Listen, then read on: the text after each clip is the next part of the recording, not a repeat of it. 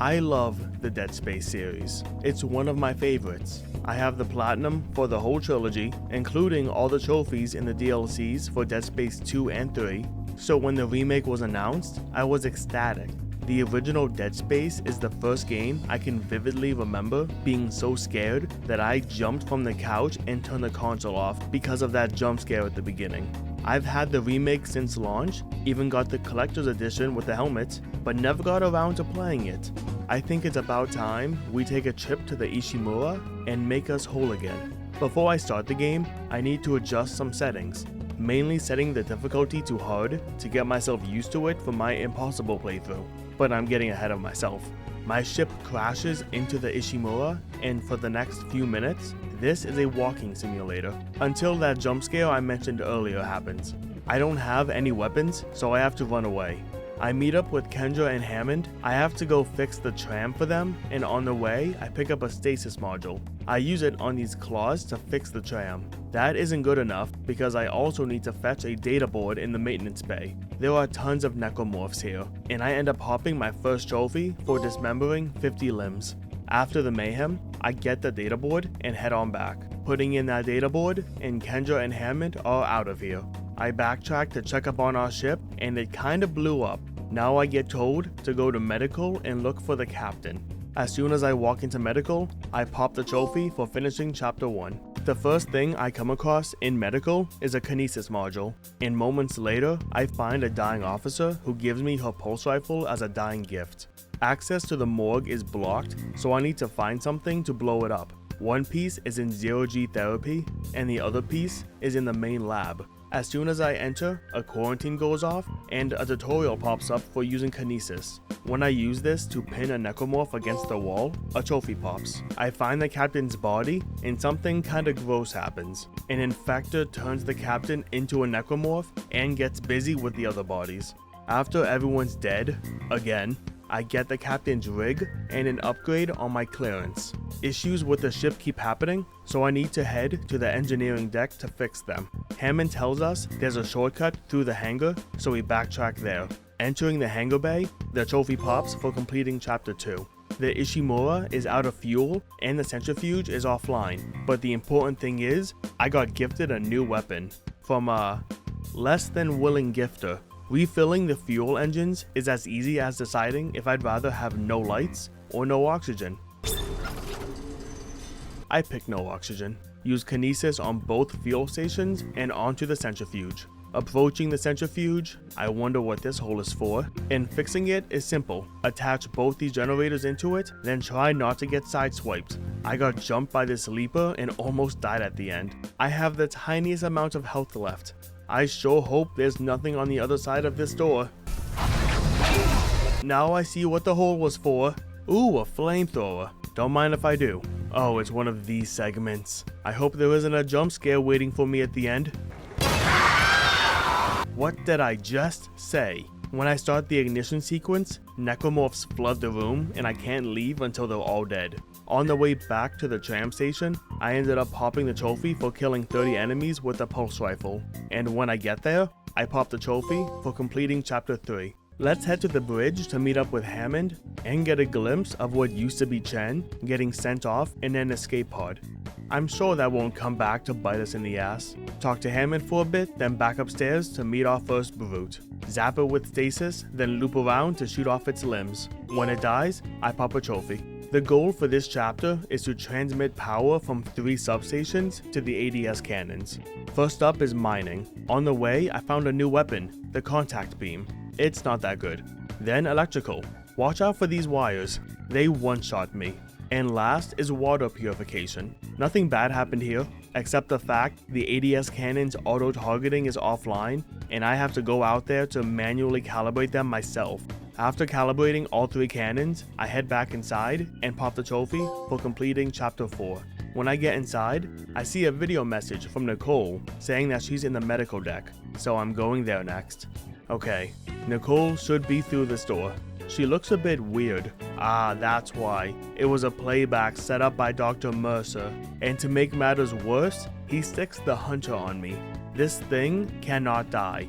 It'll regenerate its limbs. All I can do is stasis it and get away when I can. As soon as I stasis it, a trophy pops for using stasis on 50 enemies. Medical is locked down, and to open it, I need to get to Mercer's office. On the way to his office, I got the trophy for killing 30 enemies with the Ripper. While the lockdown is lifting, I get told that the air is becoming poisonous in hydroponics. To cure the poison, I need some liquid nitrogen from cryogenics. When I take it, Mercer monologues and sticks the hunter back on me.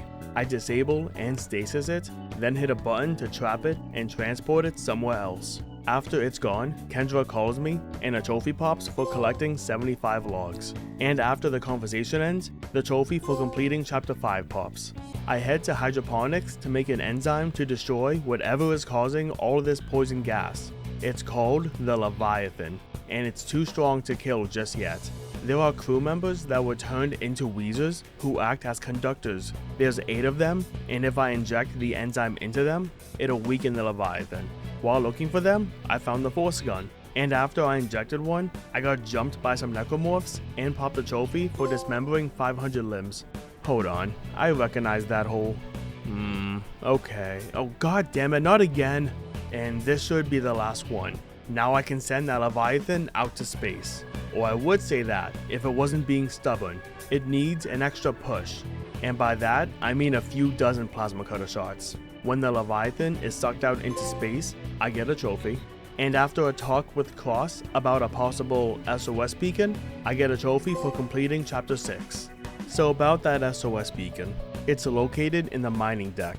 The launch tubes are sealed, and I need an administrator's rig to authorize it. Specifically, Supervisor Dallas. Before that, I do a bit of the side quest I got when I picked up the tissue sample from the hunter. While I'm doing that, I got a trophy for killing 30 enemies with a contact beam. And later on, for the same side quest, I headed back to hydroponics and got the trophy for killing 30 enemies with a flamethrower. In the next room is where the quest ends, so I got a trophy for finishing that. Wait, who's there? Oh, it's Nicole! She seems oddly calm about this whole situation. Okay, bye Nicole. Here's the SOS beacon and also the level 4 suit schematic. I authorized the launch tubes, but there's something blocking them. Instead, I'll stick the beacon on the giant asteroid and send it off that way. Okay, why is there another quarantine? Oh hey, look who's back! The hunter that I love so much and never wanted to see again. Now Kendra tells us communications is down, and without that, the SOS beacon is useless. At least chapter 7 is done and I get a trophy for it. The USM Valor found our SOS beacon, but we can't respond until I fix communications. Now I see why comms weren't working. This is a puzzle, and I'll just skip over the 30 minutes it took me to figure it out. When it's fixed, I see a video call from the Valor. They say they've picked up our escape pod. What escape pod? I'm sure that won't come back to bite us in the ass.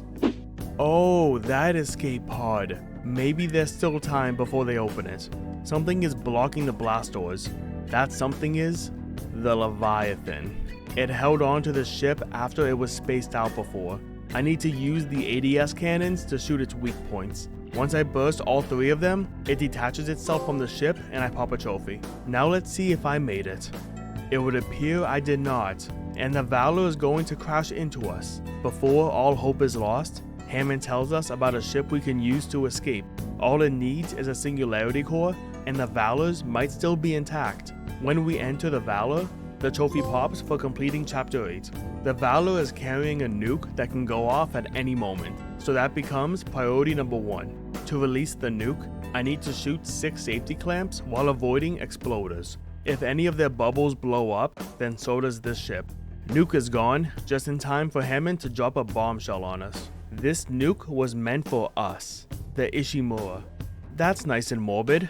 Let's cool off with some shooting practice. The shooting gallery malfunctions, so I can't play anymore, but all the lockers unlock and I get a trophy. Once I take the singularity core, the whole ship goes on self-destruct mode, so I need to hightail it out of here. I barely make it back inside the Ishimura, and after a quick convo with Kendra, the trophy for completing chapter 9 pops. I head to the crew deck to find the shuttle Hammond mentioned, and let me tell you, this place does not look nice. The door is locked and the keycard for it is in the gym. I found the schematic for the level 5 suit, and took an interest in some 0G basketball. Getting past level 6 got me a trophy. In the crew deck, I need to destroy tendrils to release the marker.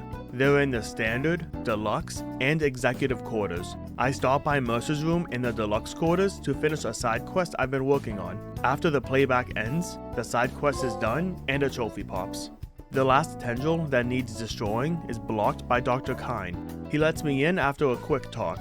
I put the singularity core in the shuttle and test the engines. It's too bad our stalker is still following us. I turn him into a quadriplegic and stasis him in front of the shuttle engines. Turn that baby on and hasta la vista. Now just to walk out and oh come on. There wasn't even a hole to warn me this time. After a talk with Kendra and Dr. Kine, chapter 10 ends and the trophy for it pops.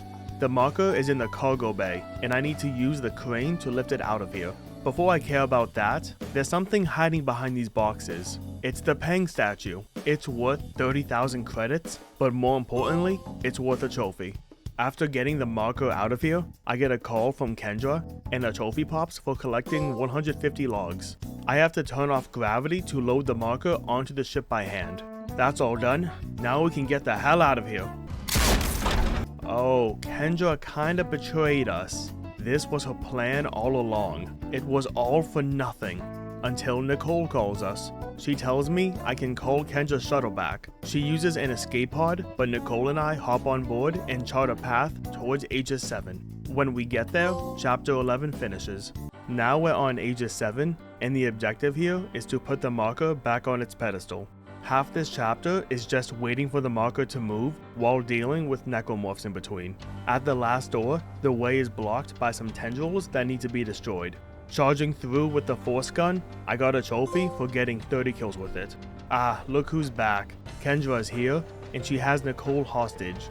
She's making us watch Nicole's video to the end, and another bombshell gets dropped on us. Nicole has been dead this whole time. The Nicole we've been seeing is Elizabeth Cross from chapter 6, distorted by the marker to look like Nicole. And then Kendra kills Cross. As if I needed more incentive to hate her. I tried to catch Kendra before she can escape, but it looks like it's not just me after her. You know, for some reason, I don't feel bad. This is the hive mind, and for the final boss, it's surprisingly easy. It has 5 lumps on its face that I need to shoot, then the same thing but now inside its chest. Between phases, it'll spit acid or toss its tendrils, but it's easy to sidestep them. After the last chest bubble is popped, it picks me up and I have to shoot one more weak point inside its mouth, upside down. After, it falls off and I get a trophy for beating it. Now it's a mad dash for the shuttle to get off this planet. I popped 2 trophies here. One for completing chapter 12 and one for beating the game on at least medium. First playthrough is done, but I'm going to reload an earlier save to get everything I missed. I got the line gun from medical and got the trophy for getting all weapons and killed 30 enemies with it for another one. My last schematic was contact energy, so I got the trophy for all of those. I did the last side quest to create the master security override, installed every upgrade, and fully upgraded my arsenal. Somehow I never killed 10 enemies with a stomp, so I had to do a few of those. The last miscellaneous trophy I needed was to yank a dangling limb using kinesis. I found this impossible somehow, but luckily there's a cheese to it. Using kinesis on one of these suits in chapter 2 pops the trophy. I have no idea why that works, but I'm happy it does. Now let's do New Game Plus. This is to get the alternate ending and beat the game with only the plasma cutter. As soon as I gain control, I get a trophy for having 25 items in storage. The game placed all my items from last playthrough in there, so I guess this counts. The alternate ending is gotten by collecting marker fragments around the Ishimura. The first is in the same room as the data board in chapter 1. There's 12 in total, and when I have them all, I place them in an office on the crew deck. Everything is the same from here, so I'll skip to the ending. I unlock the trophies for beating New Game Plus, beating the game with only the plasma cutter, and for getting the alternate ending. Now all that's left is the impossible mode playthrough. The actual difficulty is the same as hard, but the added bonus is I only have 1 life. If I die, then my save gets wiped, and I have to start over from the beginning. There is a way to cheese this. If I upload my save to the cloud, then die and lose my save, I can re-download it and be back where I left off. I was fully prepared to use this, and uploaded my save a few times, but I never actually died. I played it super safe. I fully upgraded the plasma cutter, ripper, my suit, and sold everything else to buy med packs. I almost died at the hive mind because I stopped paying attention for a sec, but besides that, I was fine. For the last time, I entered the ship to escape Aegis 7 and unlock the trophy for beating the game on Impossible, and the Platinum Trophy. According to the guide I used, this game should take around 40 hours to Platinum. My PS5 says it took me 35 hours. That's probably because I'm deeply accustomed to the Dead Space franchise. I'm just happy I'm off that ship. Wait, did you hear that? I wish I was